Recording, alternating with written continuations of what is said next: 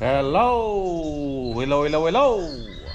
Magandang araw at magandang buhay at panibagong vlog na naman si Bonsai Tanglong po. So, itong video na ito ay para sa mga beginner, sa mga gustong matuto sa pagbubonsai. Kasi mayroon nag-comment na gusto daw niyang matuto sa paggawa ng isang bonsai. So, explain ko lang, ito ay from seed. Okay? Pinutol natin ito. Yan, katulad yan, pinutol natin ito para maging tapered ang kanyang mga sanga. So, ang balak ko dito is maliit lang na bonsai. Okay? So, panoorin yung mabuti at ito na yung para sa inyo. Unang step na ating gagawin dito, kutkutin natin yung kanyang pinaka-base o yung hanapin natin yung maraming ugat, 2 or 3 or more yan na ugat. Dapat doon tayo maghaharap. So yun ang unang step na ating gagawin, hanapin yung mas maraming ugat na nakikita para doon tayo maghaharap gaya ng ginagawa natin.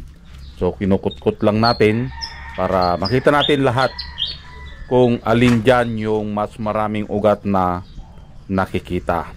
So after nating makita yung ugat, aguy, dapat makita ang ugat. Dito naman natin ipapasok yung selection of branches or branch selection. Yan. So nagtatanggal na tayo ng mga sanga na hindi natin kailangan. Parang siya, tinanggal ka na sa buhay niya nung hindi ka na kailangan. Aguy. Ang sakit nun, bes. So after nating matanggal yung mga ibang sanga, lilinisan lang natin yan. So ginamitan natin ng knob cutter at ito na, kalbuhan time na naman. Bago natin himasin, mas swabe kapag kalbo. Aguy. So pinaka basic sa lahat, kalbuhin para pag wire natin walang sagabal. Swabing swabe, bebe. Yan, so tanggalin lang natin lahat. Ang sampalok ay deciduous tree, pwede siyang tanggalin. Yan. So enjoy lang sa panonood hanggang sa matapos natin ito.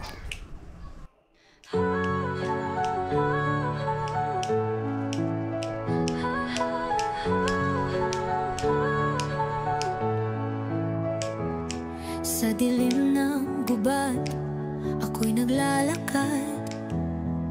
Scout ranger, ako sniper sa likod ng lakad. Kalaban ay harap-harapan, walang atrasan. Maski kamatayan, di ko iniiwasan. Tinamaan man ako, di ako sumuko. Sugatan ng katawan, pero buo ang puso. Buhay ko'y bonsai, maliit pero matatag. Bawat sugat, kwento ng isang tunay na tapan. Laban lang, walang iwanan. Tatako'y tapang, puso't paninindigan. Bonsai Tanglong po, kahit saan itapon. Tuloy ang laban kahit padurog. Di ko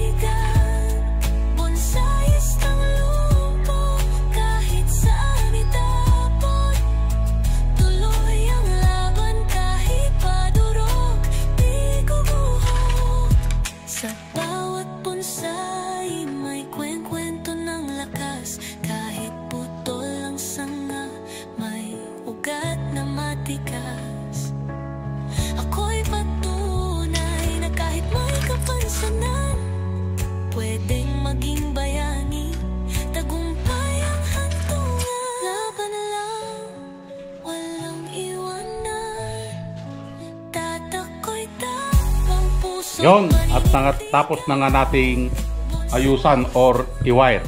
So, ito na yung kanyang itsura. Yan. So, ang ginawa natin kanina, ang una nating ginawa is kinutkot dito. Yan. Kung saan tayo makakita ng mas magandang ugat or yung mas maraming ugat na nakikita, dito tayo maghaharap. Para sa akin, ito yung kanyang harap dahil mayroon tayong nakikitang mga ugat dito, katulad niyan. Okay? So mas maganda yung dito ang kanyang harap. And then may mga tumubong sanga dito kanina. Okay? Pati doon. So pinagtatanggal natin. Ano lang yung iniwan natin na sanga? Ito yon. First branch. And then second branch, back branch. Ito yon. And then yung apex. Dito tayo mag-apex. Okay? So first, back, and apex, spiral. Okay? So ang mangyayari niyan, itong puno na ito, yan, ang kadugtong niyan is ito, itong sanga na ito, itong pumunta doon sa taas. Ito yung kadugtong ng katawan. Okay? So dito pa tayo kukuha ng mga counter branch. Yan, hanggang sa kumapal. Spiral. Dito tayo mag-uulo. Okay? So